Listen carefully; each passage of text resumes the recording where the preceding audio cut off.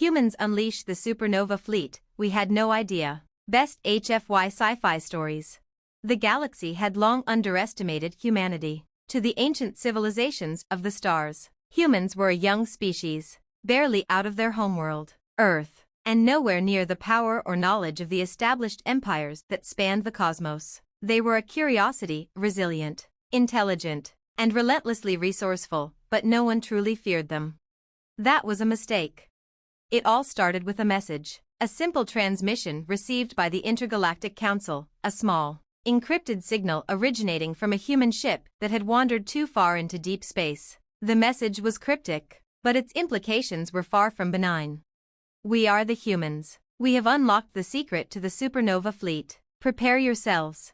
For the most part, the message was dismissed as a cryptic joke. The council members, who ruled over billions of worlds, laughed at the audacity of it. A species that could barely leave its own solar system threatening the entire galaxy? Preposterous. However, a handful of officials and scientists were intrigued. Some of them had heard rumors, whispers, from fringe elements within the human spacefaring population. They'd hinted at a secret project, something far beyond the technology of the average human ship, a weapon of unimaginable scale.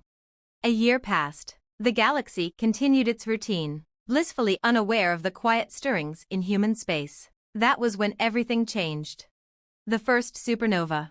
It began with the unexplained disappearance of a distant mining colony. Entire cities, people, equipment, all wiped out without a trace. The only evidence left behind was a faint signal, barely noticeable, originating from a human vessel, the Nova Vanguard.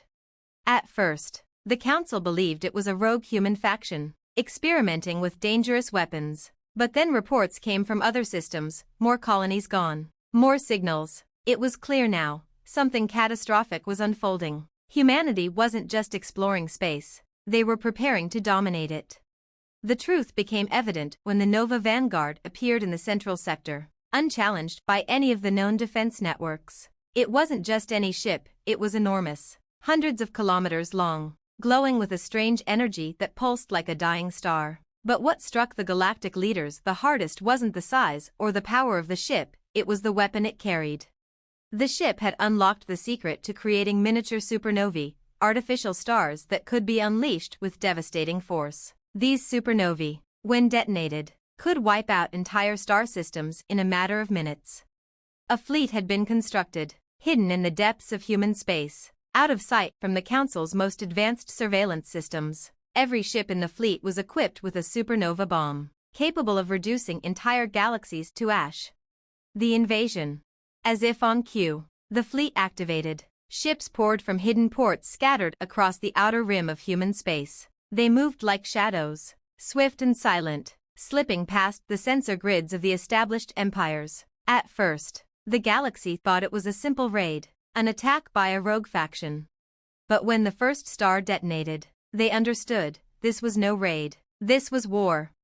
A star in a nearby system, one that had been a crucial supply line for the Council's forces, blinked out of existence, consumed by a supernova unleashed by a human ship. Within hours, the fleet expanded its reach. Entire fleets of alien ships, in orbit around peaceful planets, were reduced to nothing in the blink of an eye. No one could stop them. It wasn't just the weapon that made humanity terrifying, it was their strategy. They had studied every major power in the galaxy and learned to exploit their weaknesses. The human fleet was agile, tactical, and relentless. They knew when to strike, when to retreat, and how to draw the Council into the most devastating trap the galaxy had ever seen. The revelation. As the human fleet tore through the galaxy, the greatest shock of all came when the leaders of the Galactic Council finally met in secret. They tried to form alliances, to strike back, but they could not coordinate fast enough. A human ship appeared in the Council chamber, with a simple message. You had no idea, did you? We've always been capable of this. The supernova fleet is just the beginning. We've unlocked the true potential of humanity, and it's too late to stop us now. The transmission cut off. At that moment, the galaxy realized just how wrong they had been about humans. These creatures, once seen as insignificant and naive, had learned, adapted, and grown in ways that no one could predict. They had tapped into a force beyond comprehension, one that bent the stars themselves.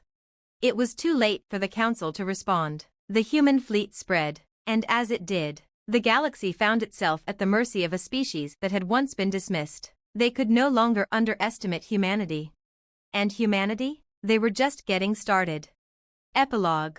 The Supernova fleet was only the first of many wonders humanity would unleash. Their reach expanded beyond what anyone could have imagined. Soon, the ancient powers of the galaxy realized that humanity was not just a species that had unlocked the power of the stars, it was a species that had become one with them.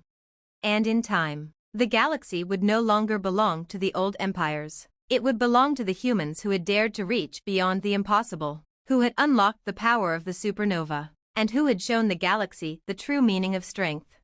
Humans had no idea how powerful they were until they unleashed the supernova fleet. The return of the supernova fleet. The galaxy had been thrown into chaos. Once proud empires, their fleets scattered and broken, found themselves scrambling to regroup in the face of humanity's unrelenting rise. The supernova fleet had swept through, leaving nothing but smoldering wreckage in its wake. Entire star systems had been erased, and yet, amid the desolation, whispers spread. Some thought the humans had achieved their ultimate victory and would stop their conquest, others feared that they had only begun. For a time, the supernova fleet went silent. Humanity retreated to their colonies, their homeworlds, rebuilding in the shadows of their vast power. But the galaxy would never forget what they had seen. Peaceful worlds lived in fear, waiting for the next strike, wondering when the next supernova would tear through the sky. Then, without warning, the fleet returned. A new dawn. This time, however, there was no destruction, no immediate battle, no burning stars. Humanity had come not to obliterate, but to establish its presence, to rewrite the rules of the galaxy. The leaders of the ancient empires, having retreated to their capital planets, watched in horror as human diplomats arrived at their doorsteps, bringing with them an offer that would change everything. "We don't want your worlds, we don't want your power," the human ambassador said, standing before the great council of the Galactic Dominion. "We want what we've always wanted, equality, freedom, and a place in the galaxy for all species, but on our terms." The message was clear: humanity was no longer a subjugated species, a fringe element of the galaxy's underbelly. They were a dominant force, not looking to conquer, but to reshape the order that had ruled for millennia. The old empire leaders looked at one another, uneasy. Their alliances had been forged in the fires of war, and they had once thought their technology and strength were unassailable. But now, the humans, the newcomers, stood before them with the power to destroy entire sectors, wielding technologies far beyond anything they had ever seen. In their hearts, they knew they could never match the supernova fleet, and yet, they were not sure how to live under this new order. The alliance of new stars. A year passed, and slowly, an uneasy alliance began to take shape. Humanity began integrating with the old powers, not through subjugation but through influence. Their technology was shared, yes, but more importantly, their culture, once viewed as brash and reckless, began to reshape the very fabric of galactic politics. Humanity's insistence on freedom and innovation spread like wildfire. New sectors of space were formed, where multiple species coexisted, not as rulers and subjects, but as equals. The humans were relentless in their pursuit of progress, pushing other species to rethink their age-old hierarchies, even if it meant upsetting the status quo. The supernova fleet, once a symbol of destruction, became a symbol of power tempered by diplomacy. Humanity's resolve was unmistakable. No one could stand in their way, but they would extend a hand to anyone who was willing to build a new future alongside them. Yet, not everyone was willing to accept humanity's vision. The last holdouts, a group of rebellious factions, embittered by the loss of their dominance, refused to bend. These remnants of the old galactic powers believed they could topple humanity, or at the very least, stymie their ambitions. They began plotting in the shadows, using old technologies and stolen data from the early days of the supernova fleet's rise. Their plan was simple: destroy the fleet. They rallied old fleets, some barely operational, but enough to challenge the human presence. They gathered allies, planning to strike when the human fleet was vulnerable. It was a risky move, but they had no choice. They saw no future under humanity's rule. As they launched their attack, the galaxy watched with bated breath. The remnants of the old empires sent a powerful assault toward the heart of human space, targeting the very core of the supernova fleet. But what they didn't know was that humanity had seen this coming. The final strike. The battle that followed was not one of brute force, but of strategy, intelligence, and the new reality of what humanity had become. The remnants' fleets were torn apart before they could even get close, picked off one by the very humans they thought they could destroy. The supernova fleet, which had once been a symbol of destruction, now moved with precision, turning the tables on their would-be assailants. The fight wasn't about total annihilation anymore, it was about showing the galaxy the price of resistance. The humans didn't need to use their supernova bombs. Instead, they disabled the enemy ships, leaving them adrift, helpless, and at the mercy of the galactic law they had once defied. Humanity's ultimate strength lay not just in their ability to destroy, but in their ability to build a new world, one where the old power structures no longer held sway. By the time the battle was over, the last remnants of resistance were wiped out, this time not in an explosion of energy, but in the quiet finality of a galaxy that had seen too much bloodshed. Humanity had no intention of being another oppressive force. They had proven their power, and now, they offered something far more dangerous than a bomb, the promise of a galaxy forever changed. The New Order. With the remnants of the old powers scattered and the galaxy stunned into silence, humanity offered a simple choice: join us in the New Order, or be left behind in the dust of history. And to everyone's surprise, most of the galaxy's factions, old and new, chose to join. Humanity had not only unleashed the supernova fleet, but they had unleashed a new way of thinking, a new age of cooperation and technological advancement. They didn't just want to rule, they wanted to build a galaxy of stars, one where all species could reach their potential without the fear of oppression. And so, the galaxy entered a new era forged by humans who had once been considered too young, too weak, and too naive. Now, they were the driving force of progress. The supernova fleet had been only the beginning. Humanity had shown that they were not just survivors of a harsh galaxy, they were its future. The galaxy would never be the same again. And the humans? They had no idea just how far their influence would stretch, but they were ready to find out. The rise of the galactic synthesis. Years passed, and the new order created by humanity flourished. What began as an alliance of uneasy peace grew into a thriving coalition of civilizations, each with its own strengths, yet united under the banner of cooperation and mutual progress. The supernova fleet, once the terror of the galaxy, had become a symbol not just of power but of the potential to bring diverse species together. Humanity's innovative ideas reshaped every corner of the galaxy. Trade routes once controlled by powerful empires now flowed freely between species, with human-led councils acting as neutral arbiters. The weapons of war, once the primary tool for settling disputes, began to give way to more creative solutions. The old ways of conflict, domination through force, were slowly fading into history. But as with all great shifts in power, there were those who resisted change, those who feared what a united galaxy might mean for their individual freedoms. Some factions, old and new, saw humanity's rise as an existential threat to their own power. They feared that this synthesis would lead to a future where they would be nothing more than pawns in a grand, human-dominated game. The Quiet Revolution.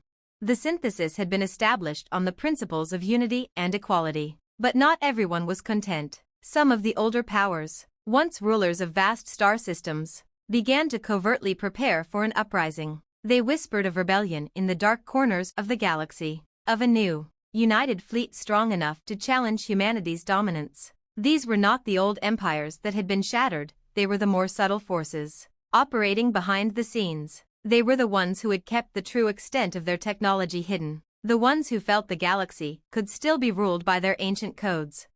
They were known as the Reckoners. They began by slowly sabotaging the infrastructure of the New Order, disrupting trade routes, poisoning the political discussions, spreading disinformation. They worked in the shadows, using the divisions between species to undermine the unity that humanity had worked so hard to create. And they were patient. They knew the time would come when their rebellion would ignite.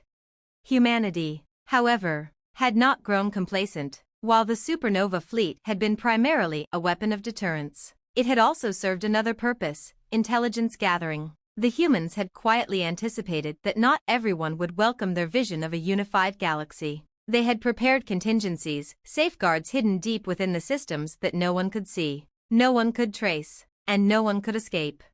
The hidden fleet. Unknown to the galaxy, humanity had begun to build another fleet. This one was not designed to conquer, but to protect and to correct. The hidden fleet, as it came to be known, was equipped with new technologies, far beyond even the devastating capabilities of the supernova fleet. These ships were stealthy, silent, and untraceable by the traditional methods of detection. This new fleet was commanded by those who had seen the dangers of unchecked power, human leaders who had not forgotten the cost of their rise, and who believed that no one, not even humanity itself, should ever hold too much sway over the galaxy. The Reckoners would soon learn this the hard way. The reckoning. The spark for the final confrontation came unexpectedly, in the form of a coordinated attack on one of humanity's key systems, a peaceful sector that had become a symbol of the new alliance. A coalition of alien forces, secretly aligned with the Reckoners, launched a surprise assault. The sector was completely overwhelmed. Human defenses were caught off guard, and for the first time in years, the galaxy was on the verge of a major war once again. The Reckoners thought they had finally succeeded. The galaxy was about to fall back into chaos. They believed the time had come to overthrow humanity's rule and reassert their dominance. But they hadn't accounted for humanity's foresight.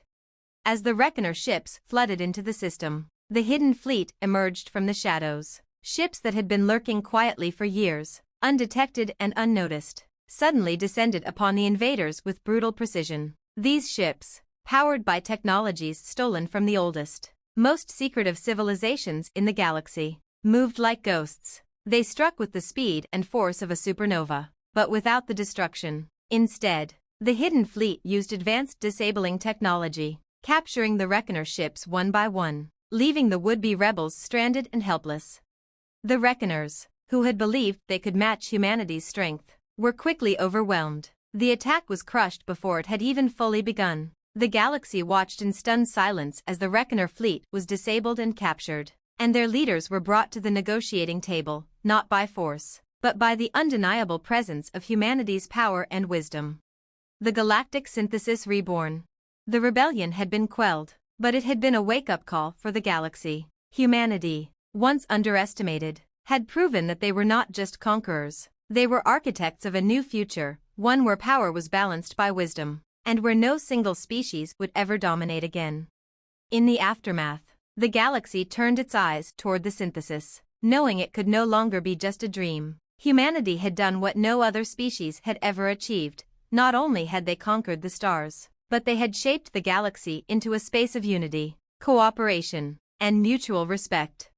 The Reckoners, defeated and broken, had learned the hard way that no one could stand against humanity's vision of the future, not with force, not with trickery, not with deceit. As for humanity, their message remained the same: we are not your rulers, we are your partners.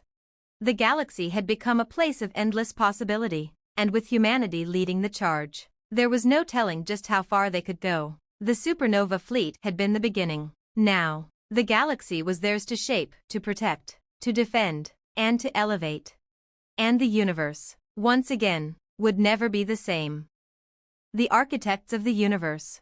With the Reckoner threat dismantled, a new chapter of galactic history began. The Alliance, now known as the Galactic Synthesis, was not simply a political entity, but a philosophy, a commitment to progress, peace, and the pursuit of knowledge. Yet, even in the aftermath of the Reckoner Rebellion, the galaxy remained in flux. New challenges loomed on the horizon, challenges humanity had not anticipated. While the galaxy's political landscape had shifted dramatically, a new frontier was opening up, one that transcended the borders of known space, a frontier of the unknown, where ancient mysteries, long-forgotten technologies, and untapped powers awaited discovery. Humanity, with its boundless curiosity and adaptability, was once again at the forefront. The synthesis had learned much from the old civilizations, both from their triumphs and their failures. Humanity had mastered the art of cooperation, of building a future that included all species, regardless of history or ideology. But there was something more, something greater at play. The galaxy, they realized, was only a small part of a much larger cosmic tapestry. The shifting balance. As humanity and its allies explored deeper into uncharted space, they discovered anomalies, disturbances in the fabric of reality itself. Entire sectors of space had been erased. Like wounds in the universe, the synthesis had always known about the ancient ruins scattered across the stars, remnants of lost empires. But these new findings were different. These anomalies weren't relics of a bygone age. They were gateways, portals to other dimensions, other realities. Some of these portals had been left undisturbed, locked away by powers far older than any known species. Others, however, had begun to awaken. Humanity's scientific minds, the brightest among the galaxy's most advanced civilizations, began to speculate: had these portals always existed? Or had something caused them to open? Was it a cosmic event? Or had it been humanity's own presence, its rapid expansion, that triggered these anomalies? Whatever the answer, the existence of these gateways posed a new threat, one that was far more dangerous than the Reckoners or any internal rebellion. These portals could lead to other galaxies, other planes of existence, potentially to beings or forces of unimaginable power. Humanity and its allies realized that the galaxy's new era of peace and progress was about to be tested in ways no one could predict.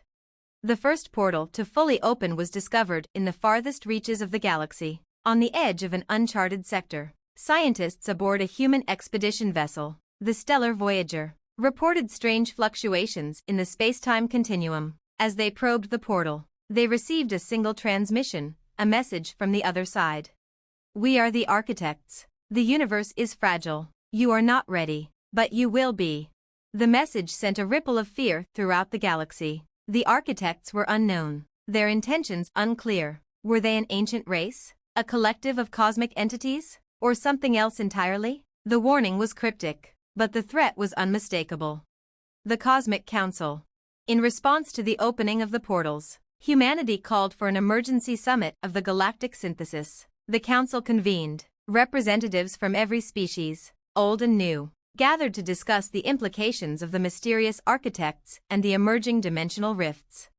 Among the human representatives was Commander Alara Voss, the woman who had been instrumental in guiding humanity to the stars. She had witnessed the rise of the Supernova fleet, the defeat of the Reckoners, and the forging of the galactic synthesis. She was now tasked with leading humanity's efforts to understand the threat from beyond.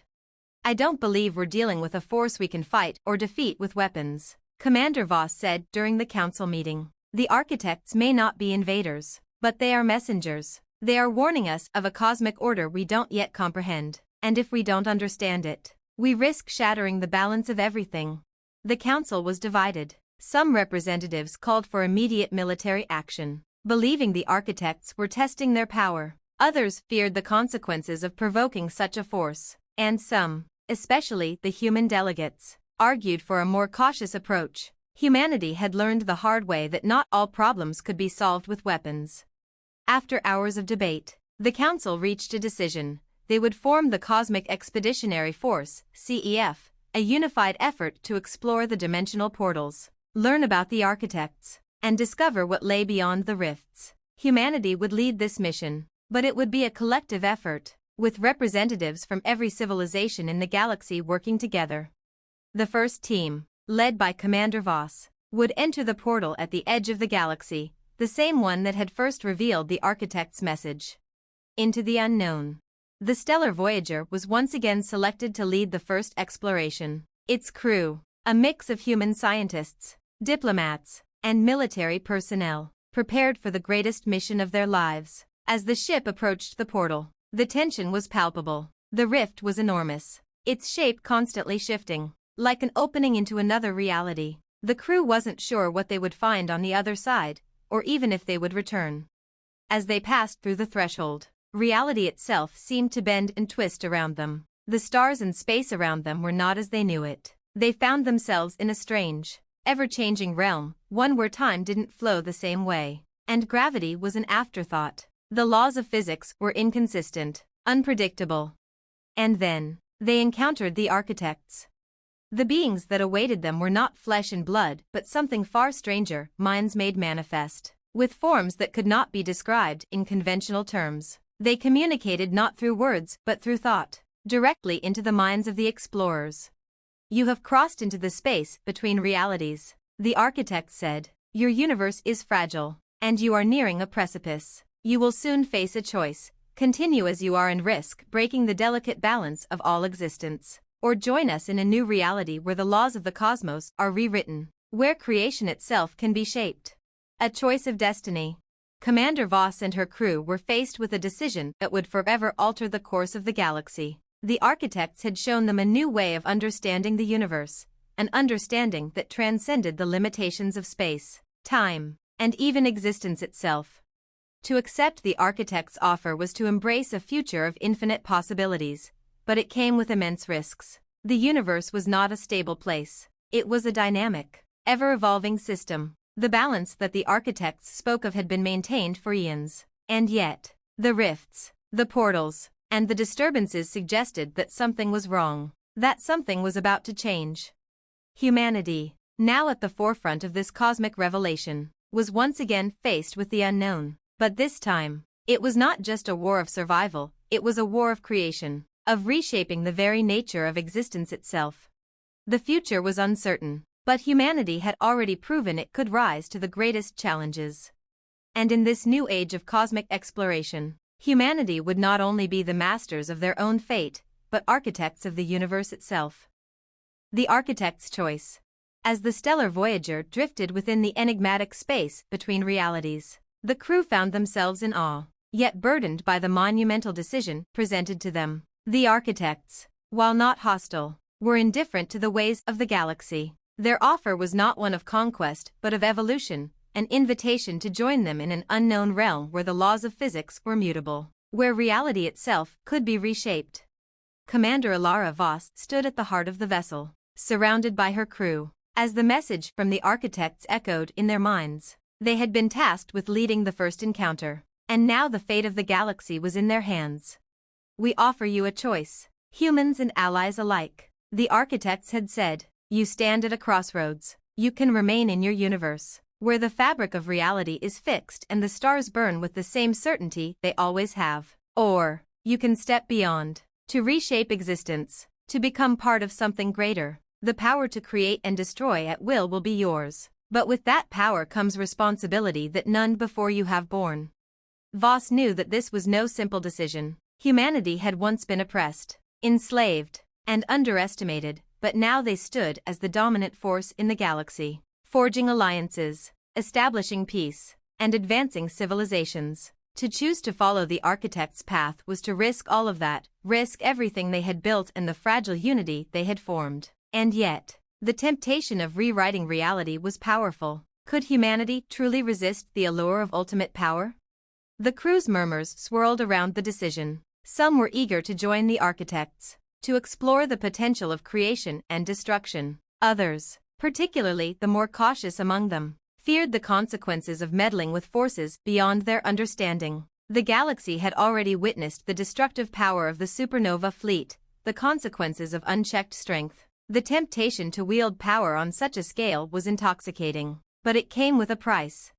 Voss turned to her crew, her voice calm but firm. "This decision isn't just about us, it's about every life in the galaxy. We've seen what can happen when power is abused. We've seen what happens when one species tries to dominate others. Are we prepared to risk everything for a chance at godhood?" The silence that followed was heavy, and in that quiet moment, it was clear that the weight of their choice could not be borne lightly. The voice of the Council. Back in the heart of the galaxy, the Galactic Synthesis Council was in turmoil. The message from the architects had been broadcast across all systems, and the response had been overwhelming. Factions, species, and leaders from all corners of the galaxy were divided. Some viewed the architects as the ultimate opportunity, an invitation to transcend the physical universe and reach a higher plane of existence. Others, however, warned of the dangers of playing with such unknown powers. The Synthesis Council convened in an emergency session. Voss's communication from the portal had reached them, and they were now faced with a decision that could reshape the course of history. Ilara Voss had become a symbol of humanity's leadership. But even she was not certain of the way forward. She had made a pact with her crew. They would leave the decision to the council, to weigh the risks, to consider the consequences not just for humanity but for all civilizations in the galaxy. The power of the architects was undeniable, but so was the temptation to remain on the path they had forged. There was a delicate balance between power and peace, and Voss feared that either choice might tip that balance beyond repair. The debate raged for hours, with some arguing that the galaxy had come too far to risk it all on a gamble with unknown beings. Others felt that the chance to transcend their physical forms, to access knowledge and abilities beyond comprehension, was too great to refuse. The convergence. In the end, it was an unlikely voice, a representative from a relatively young civilization, who spoke the final words that turned the tide. Erna, a leader of the Valari, an insectoid species that had recently joined the synthesis, spoke out with a clarity that surprised even the most seasoned diplomats. The architects speak of a crossroads, Erna said, her voice both calm and commanding. But what they do not understand is that we, too, are at a crossroads. We have fought for freedom, for unity, for a future in which all species can stand together. We have fought against domination, against being enslaved by any force, internal or external. If we accept the architect's offer, we risk everything we've worked for. The very essence of life itself will no longer be a shared experience. We will become something other, separate from the galaxy we fought to create. Her words struck a chord with the council. They had all known the cost of subjugation, of being a part of a galaxy where some ruled and others obeyed. The synthesis had been founded on the idea of cooperation, of pushing forward together as equals. To step into a world where they could rewrite the very nature of existence would isolate them, make them gods, but at the cost of their humanity and the shared reality of the galaxy. After much debate, the council reached a decision. Humanity, along with its allies, would not step through the architect's portal, not yet. They would decline the offer to transcend, to rewrite reality, and instead, they would work to protect the balance of the galaxy from forces beyond their understanding. The architect's response. When Voss and the crew of the Stellar Voyager relayed the decision to the architects, the response was not what they had expected. The architects, in their strange, non-corporeal form, remained silent for a long moment before responding. You have chosen the harder path, the path of restraint. You understand the price of power, but know this, the universe will not remain stagnant. The choice you have made will echo through the ages, but you may not be the only ones with the ability to shape reality. The warning was chilling, but it only solidified the crew's resolve. They had made the right decision, not because they feared the architects, but because they understood that some forces, even with the best of intentions, were better left untouched. The new age of exploration. Humanity's decision to reject the architect's offer did not mark the end of their journey, but rather the beginning of a new age, an age of exploration, of discovery, and of understanding the unknown without the temptation of ultimate power. The portals remained, as did the potential for greater threats beyond them. But humanity's role was clear. They would protect the galaxy, not just from external forces, but from the dangers of becoming too powerful. In the years that followed, humanity led the charge in further exploration of the dimensional rifts, studying the nature of the portals and working with the other species of the synthesis to understand their origins. They formed the Guardians of the Threshold, a multi-species collective dedicated to ensuring that no one would ever attempt to harness the architect's power again. The galaxy entered a new era, one where cooperation and restraint were valued as much as power and progress. Humanity, still at the heart of the synthesis, stood ready to face whatever challenges the future might bring. And as they looked to the stars, they knew that their greatest strength lay not in the ability to reshape reality, but in the power of unity, wisdom, and the understanding that true strength came not from control, but from the freedom to choose. The architects may have offered the universe, but humanity chose something even greater, the galaxy as it was, imperfect yet full of infinite potential. The unseen horizon. Though humanity and its allies had rejected the architect's invitation to transcend the known universe, the warning they left behind remained deeply embedded in the minds of those who had faced them. The galaxy, it seemed, was not just a place of stars and planets, it was a living, evolving entity, one whose fate hung in a delicate balance. With the dimensional rifts still present, the question of how to protect the galaxy from forces far beyond their comprehension became humanity's next great mission. Years passed, and the Galactic Synthesis, now a much more united and powerful coalition, continued its efforts to maintain peace, prosperity, and cooperation. The decision to turn away from the architects had been difficult, but it had brought with it a renewed sense of purpose. Yet, not everyone was convinced that humanity's refusal to accept the architects' offer was the right path. Hidden factions within the synthesis began to emerge, groups that still believed in harnessing the power of the dimensional rifts, believing that humanity could reshape the galaxy's destiny on its own terms. The Seeds of Dissent. One of the more influential groups within the synthesis, a faction known as the Etherians, began quietly working behind the scenes. They believed that humanity's refusal to accept the architects' power had been short-sighted. The Etherians argued that they could use the dimensional rifts to accelerate human evolution, granting them the ability to rewrite the laws of reality, giving humanity an edge in any galactic conflict. The Etherians' views had many supporters, especially among younger, more ambitious humans who felt that their species had outgrown the restraints imposed by the established order. They believed that with the ability to manipulate the fabric of reality, humanity could not only protect itself but control its own future and its place in the galaxy.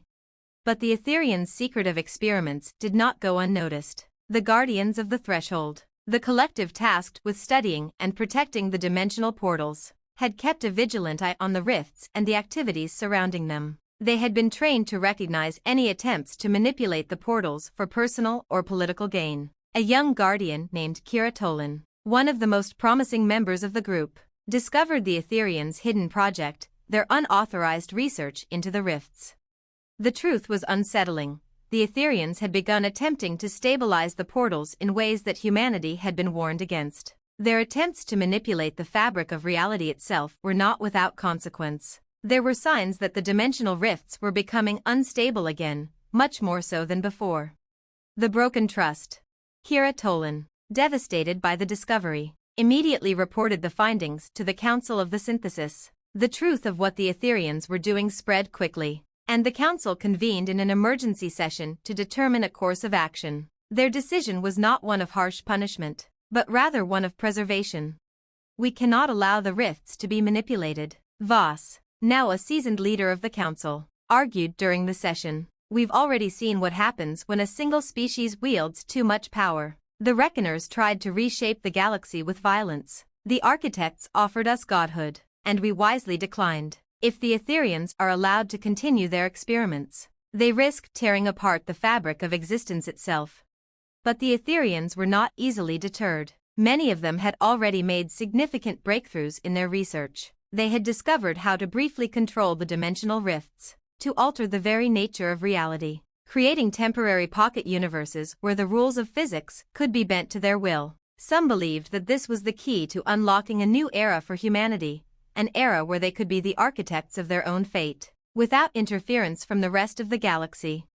Despite the warnings, a faction within the Etherians had grown too powerful, too obsessed with their potential. They no longer cared about the consequences. In secret, they prepared for an irreversible step, an experiment to fully stabilize the rifts and open a permanent gateway to a new realm. The war for the future. It wasn't long before the inevitable conflict erupted. The Guardians of the Threshold, alongside loyal factions within the Synthesis, launched a covert mission to stop the Etherians before they could complete their experiment. They knew that the stability of the galaxy was at stake, and that the rifts could no longer be allowed to fall under the control of any one group, especially one as unchecked as the Etherians had become.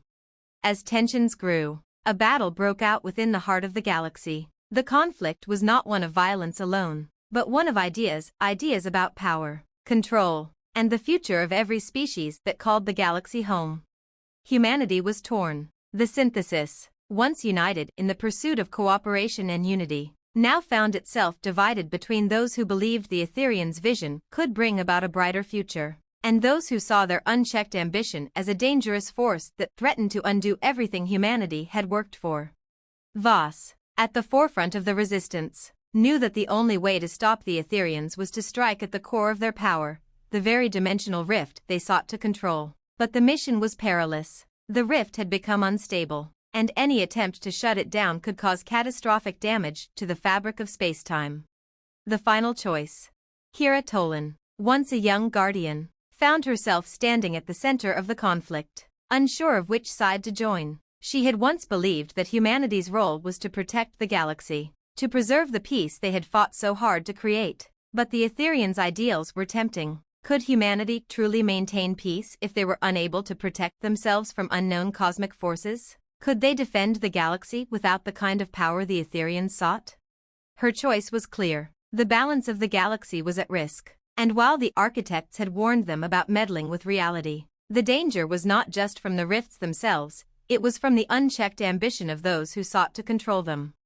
In a desperate gambit, Kira and a team of loyal guardians infiltrated the Etherian research facility. As they approached the heart of the rift stabilization system, Kira made a split-second decision: the rift had to be closed permanently. The Etherians, led by their most radical faction, tried to stop them, believing that their vision of reality was the key to the galaxy's salvation.